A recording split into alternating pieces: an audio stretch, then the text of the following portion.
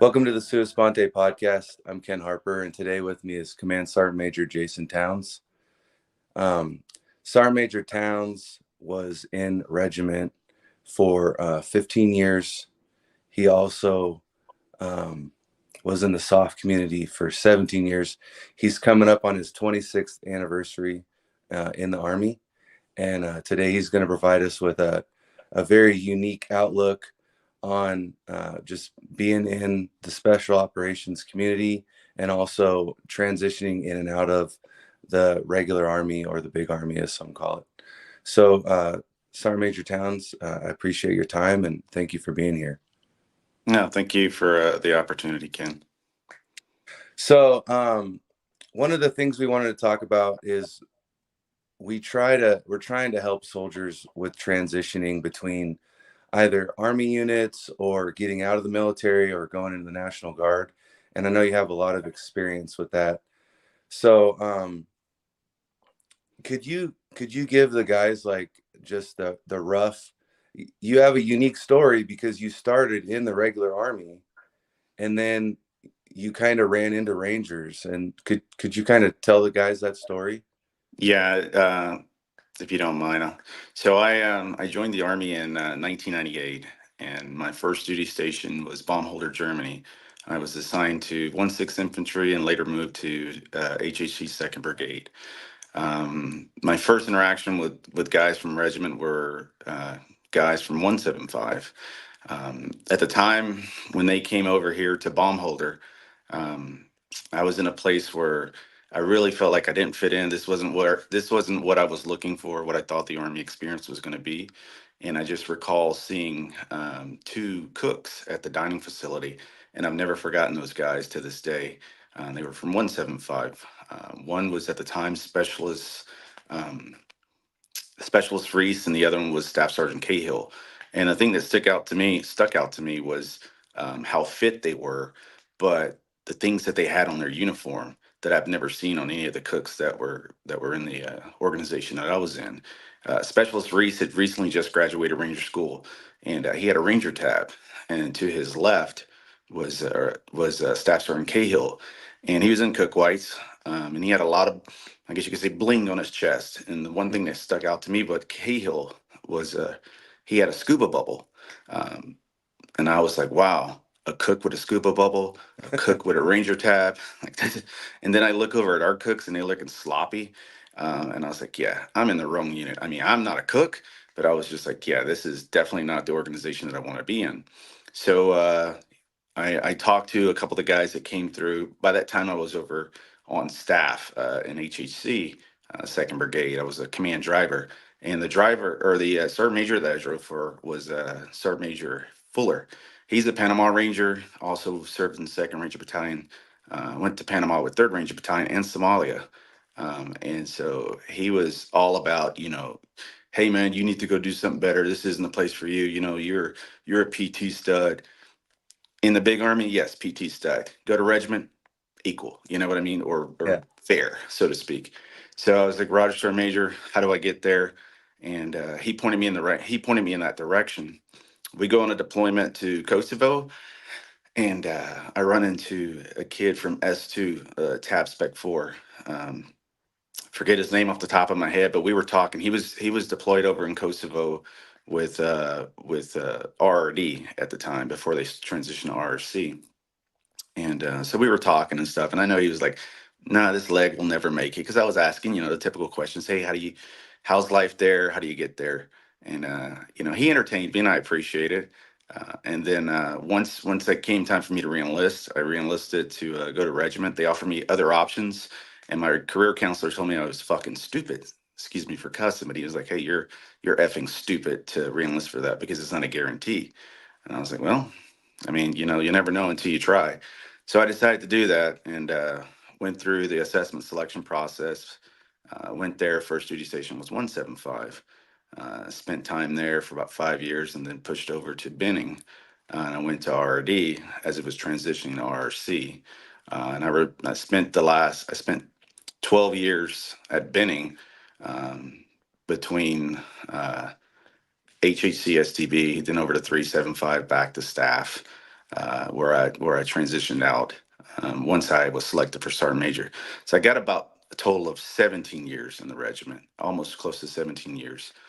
Transition out, that was a very, very scary point for me, because that's all I knew as an NCO. Going to regiment as a senior specialist, making sergeant, just as you're reporting to a new duty station, being non-tabbed, But growing up and being accustomed to life in the regiment is all I knew, so to speak. And so then going to the Greater Army was definitely scary. But left Benning, went to Okinawa, Japan to kind of get my feet wet with the big Army. Did 2 years there. It turned out to be actually a phenomenal experience. A couple other Rangers joined me over in Oki. I linked up with the SF guys there, so I still kind of felt a little bit attached to the soft community, but also with folks not in the soft community. But I used that time to tell my story about serving in the regiment as a low density MOS, and like, hey, here's the opportunities that were afforded to me as a young ranger and as a ranger NCO. So I pushed a couple folks to RASP. They passed, and some of them are probably still serving there today. Left there, got my first battalion, went to the SF community for 2 years. I was the third group GSB sergeant major. COVID hit, so really didn't get to enjoy my time there as much as I probably could had COVID not been around. Left there after 2 years, went to Camp Shelby, Mississippi, excuse me, to serve as an OCT sergeant major. So I was a battalion sergeant major for a BSB assigned to training National Guard and Reserve units. And we had about 152 partners across 7 states and 2 U.S. territories. And so that was very interesting to get a feel for what Reserve and National Guard soldiers do for our country. Had a very poor understanding, didn't realize, you only get 39 days out of the year to get to where the Compo 1, the active duty folks, are when it comes to the training cycle. So it gave me a very big appreciation for them being citizen soldiers and committing to serving their nation when they have very successful careers outside of the Army. Did that for 2 years, came out on the brigade list, and I'm currently over in Baumholder, Germany, back where I started. As the brigade sergeant major for 16th Sustainment Brigade. And we are the only theater sustainment brigade in the Army. Currently, my Ranger buddy is also someone that served with me when I was on the R staff, Colonel Matt Alexander. So it's kind of nice having another scroll as a counterpart. So it makes life a little easier and more tolerable because you know how each other think and you know what to expect of each other. And so since I've been here since November of last year, it's been continuing to tell the RSOF story. I've expanded from just regiment, but telling the RSOF story and giving folks the tools and pointing them into the direction to try something greater than just the big Army, because it is a unique opportunity that many will never get to do if they don't take the chance. And I'm very fortunate that I was given that opportunity, and I wasn't scared as much as, not wanting to do it. I was just a little fearful of doing it, but just got out there and did it. And, ta-da, here I am. Well, and that's like a really unique story, because a lot of guys that I meet, they never tried it. They never really had the path to even try it. And so I think it's good that you were able to talk to some people, even though they weren't necessarily really encouraging to you. They told you about it, and your recruiter allowed, after you fought with them about reenlisting for it, you got it. But so being in the regular Army and transitioning to the regiment, are there some like big differences that you could really point out, or things that maybe advice you give to regular Army guys that are going to transition to regiment? Yeah, so there's a stigma both ways, both those looking to go to the soft community and those leaving the soft community. And anyone that's currently serving understands what those stigmas are for leaving the organization. But going to the organization, the stigma that I heard was they're all freaking crazy. They eat their own. They're just going to treat you like crap.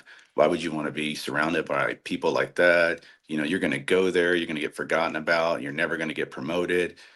which is not true.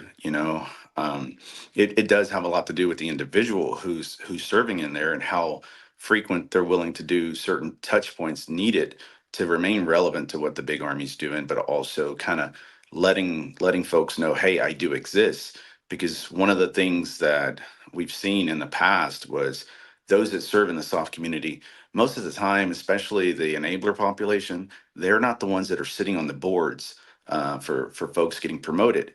So the individuals that are sitting on those promotion boards, for those are from big army units, and they don't have an understanding of what it is that you do inside that community. Because every enabler that's inside the soft community is a multifunctional sustainer or enabler.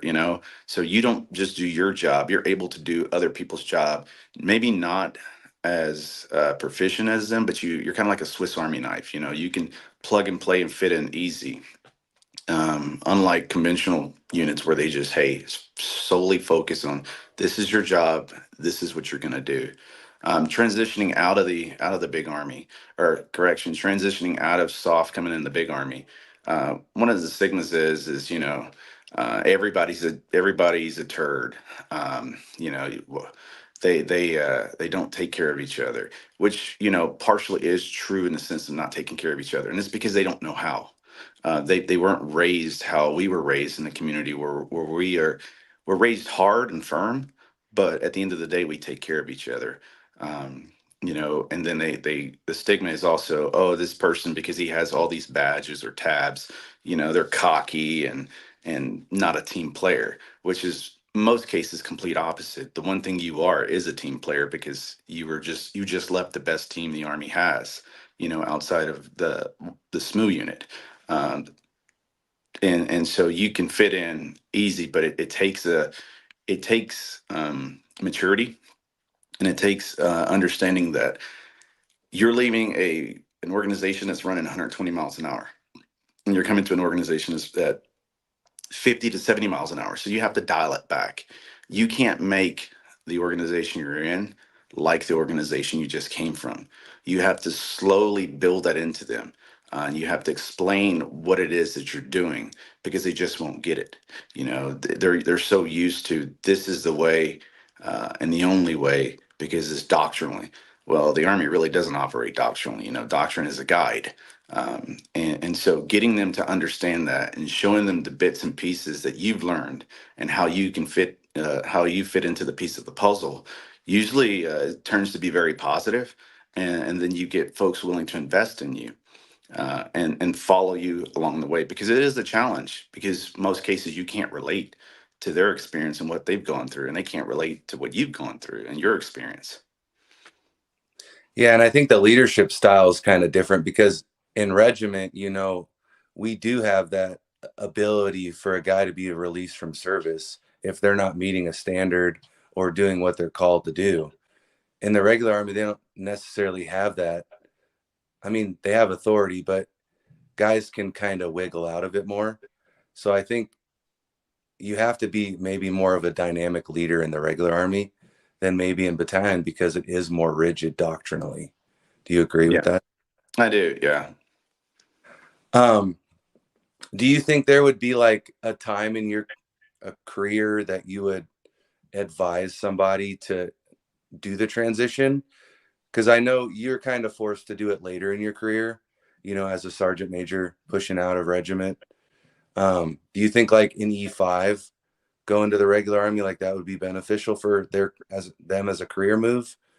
Or what No, would you so advise? so something that I've been the whole time that I was in the organization, and trying to really figure out the math or the science behind when's the right time to transition, from the soft community into the greater Army. I came up with, and this is just Jason's thoughts. I First off, you need to understand the organization that you're currently serving in. You need to understand what positions are available for you as you were to progress up the ladder. So having that understanding of what your timeline would look like and how long you can stay in the organization plays a huge part in it. If you come to the Ranger Regiment or you come to the RSOF community as a E1, for me, I think the best time for you to transition out is at that mid-level staff sergeant timing right before you pick up sergeant first class. And the reason that I say that is because you've got a solid foundation on what right looks like. You have a solid foundation on what it means and what it looks like to take care of soldiers. And you've built some leadership qualities that can't be easily erased. So you're kind of hard-headed in a sense. You have been pushed to look past no. If you get told you can't do something, you're not just going to stop. You're going to go over, under, around, or just bust straight through it to get to that yes. You transition out for staff sergeant. You make sergeant first class out in a conventional force. You do that for 2 to 3 years, and if there's a position that's available for you as a senior NCO inside the organization, well, that's a call that you have to make on whether or not you're willing to go back, because it could set you back by a year or more, and then again, it may not. But the value that you bring to that organization that you do go to, based off your time having served in the big army, is huge, because you've gone out into the big army. If you've been successful, you can bring back those TTPs, those lessons learned, those programs that are available, that's out there. So you're not reinventing the wheel inside the regiment or inside the RSOF community. So you're bringing back some knowledge that typically, if all you did was stay inside the soft community, you only know soft, you don't understand what's out there. At the same time, you're able to, while you're out there, you're able to tell your story and let them know, this is what I've done and this is why I'm going back. And chances are people are going to want to follow you. And so what do you think about in the inverse, like for like a conventional Army guy? You think it would be good to go in that private range, or maybe like in E5? Well, so for a conventional person that started out E1 and coming over, I mean, it's take for me. It's just, it depends on what you're looking for in the Army. If you're serving in the conventional force and it's not giving you what you want and you're looking for a challenge, then you go then. You don't wait.